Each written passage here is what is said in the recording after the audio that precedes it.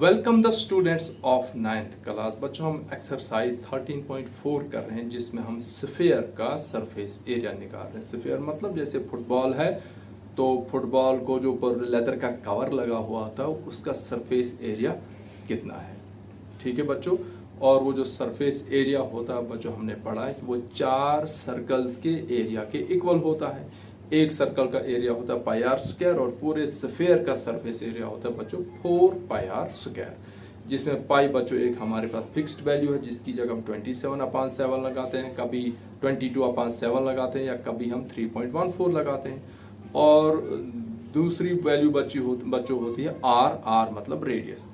Radius आपको पता है बच्चों, रेडियस जो है वो डायमीटर का हाफ होता है। तो बच्चों जो क्वेश्चन नंबर 2 है वो है find the surface area of a sphere of diameter.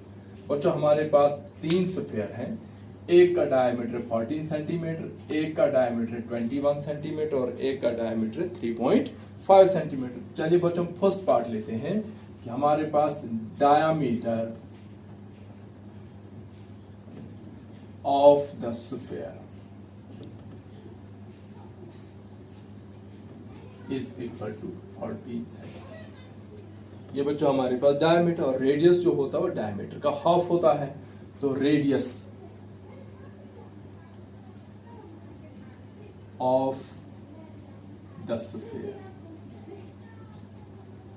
Is equal to 14/2 equal to 7 centimetre. तो बच्चों इसका जो रेडियस आएगा 14 सेंटीमीटर। अब आएगा इसका surface area. Surface area of the sphere बच्चों किसके बराबर होता है 4 पाई आर स्क्वायर। बच्चों mean that is 4 multiply by pi बच्चों 22/7। आर स्क्वायर मीन्स कि 7 को 2 बार लिखना है, तो r square means 7 multiply by 7। बच्चों एक 7 कैंसिल होगा और हमारे पास आएगा बच्चों 88 मल्टीप्लाई बाय 7, 22 4 तो ये हमारे पास आया बच्चों 616 सेंटीमीटर स्क्वायर। बच्चों ये पहले तो कैसे किया हमने बच्चों, अगर आपके पास डायमीटर दिया है तो रेडियस उसका हाफ होगा और रेडियस जब आपके पास आएगा उसके बाद आप उसका सरफेस एरिया निकाल सकते हैं। उसके बाद बच्चों सेकंड पार्ट है, अब जो हमारे पास डायमीटर बच्चों diameter of the sphere, second part में बच्चों डायमीटर है 21 सेंटीमीटर। तो रेडियस कितना होगा बच्चों, radius of the sphere that will be 22/2। बच्चों 22/2 मीन्स हाफ करना है 22 का, तो वो बच्चों आएगा 10.5। तो surface area of the sphere equal to 4 pi r square या बच्चों 4 multiply by 22/7 multiply by 10.5 multiply by 10.5। बच्चों 7 से 10 पॉइंट डिवाइड होता है 1.5। अब बच्चों हमने क्या करना है 4 multiply bye 22 multiply by 1.5 multiply by 10.5। तो बच्चों ये सरफेस एरिया कितना आता है बच्चों 1.75 मीटर स्क्वायर, 1386। Centimetre square. हम बच्चों ऐसे भी कैलकुलेशन कर सकते हैं, और अगर बच्चों आप डेसिमल की कैलकुलेशन नहीं करना चाहें आप 21/2 भी रख सकते हैं। तो बच्चों ये आएगा 4 मल्टीप्लाई बाय 22/7 आया पाई, उसके बाद 21/2 मल्टीप्लाई बाई 21/2, ऐसे बच्चों हम इसको कर सकते हैं। तो ये 7 3s are 21, 2 2s are 4, ये 2 भी कैंसल, तो बच्चों ये 22 मल्टीप्लाई बाई 3 मल्टीप्लाई बाई 21, ये आता है बच्चों 1386 सेंटीमीटर स्क्वायर। ऐसे करें कैलकुलेशन बच्चों, या डेसिमल में कन्वर्ट करके आप ऐसे भी इसकी कैलकुलेशन कर सकते हैं। चलिए तो बच्चों ये था सेकंड पार्ट। अब है बच्चों थर्ड पार्ट। बच्चों थर्ड पार्ट के लिए जो डायामीटर है,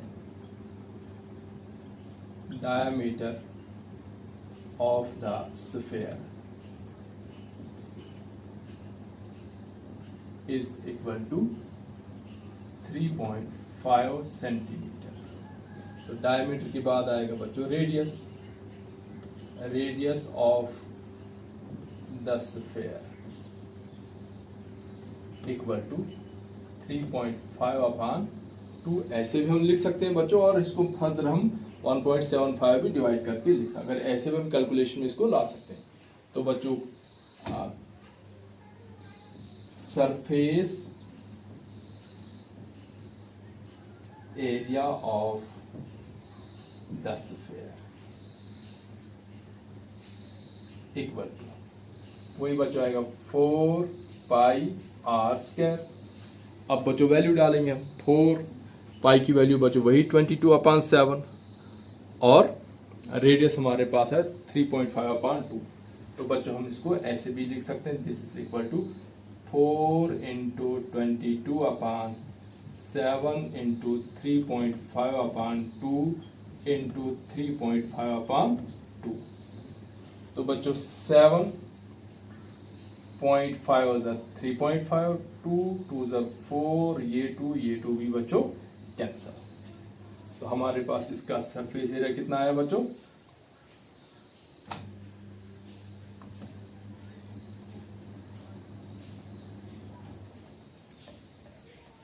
385, और बच्चों 2 के बाद डेसिमल है तो 3.85 सेंटीमीटर स्क्वायर। यहाँ बच्चों यूनिट जो है वो सेंटीमीटर की जगह मीटर है, यहाँ मीटर, तो ये भी बच्चों आएगा यहाँ मीटर, और यहाँ भी इसका आंसर आएगा 3.85 मीटर स्क्वायर जो है वो उस स्फीयर का सरफेस एरिया है। तो ये थी बच्चों आज की वीडियो कि हमने क्या किया। आज हमारे पास डायमीटर दिया था, और 3 के 3 पार्ट्स हमने डायमीटर का हाफ किया, और उसके बाद 4πr के स्क्वायर के फार्मूले से हमने इसका स्फीयर का सरफेस एरिया निकाला। बच्चों कैलकुलेशन 2 टाइप से होती है। सेकंड पार्ट में मैंने रेडियस को जो है वो डेसीमीटर में लाकर किया, और थर्ड पार्ट में बच्चों जैसे रेडियस था 3.5/2, तो मैंने 3.5/2 ही ऐसे ही 2 बार लिखा। तो कैलकुलेशन आप ऐसे डेसिमल में लाकर वैसे भी कर सकते हैं, और आप डायरेक्ट कैलकुलेशन भी कर सकते हैं। So thanks for watching.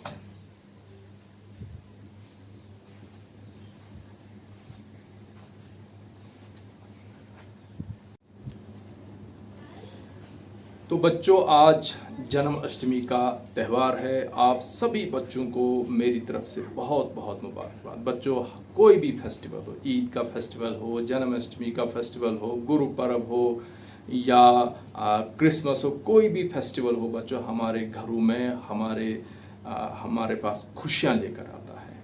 और बच्चों जब भी हम खुशियाँ मनाएं, हमें हमेशा ध्यान रखना चाहिए कि हमारी रिलेशन में, कोई रिश्तेदारी में, कोई पड़ोस में, कोई हमारे नेबर में, कोई स्कूल का बच्चा ऐसा कोई तो नहीं है कि जो इन खुशियों को नहीं मना पा रहा है, उसके पास ऐसे रिसोर्सेज नहीं है, घर में कोई परेशानी है, बीमारदारी है, या और कोई गुर्बत की कोई वजह है जिसकी वजह से वो ये खुशी पूरी तरह से नहीं मना रहा जैसे आप मना रहे हैं।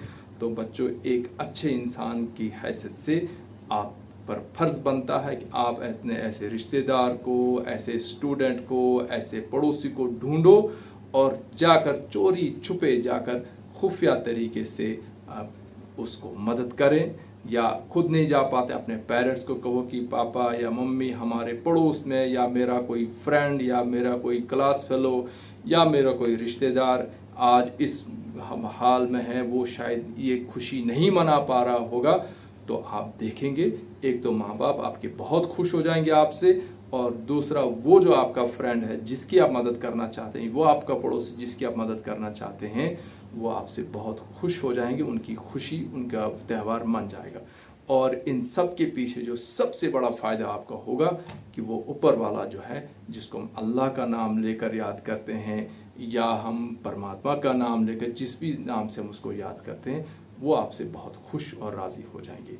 तो ये था जन्माष्टमी का मैसेज। एक बार फिर आप सभी बच्चों को मेरी तरफ से बहुत बहुत मुबारकबाद।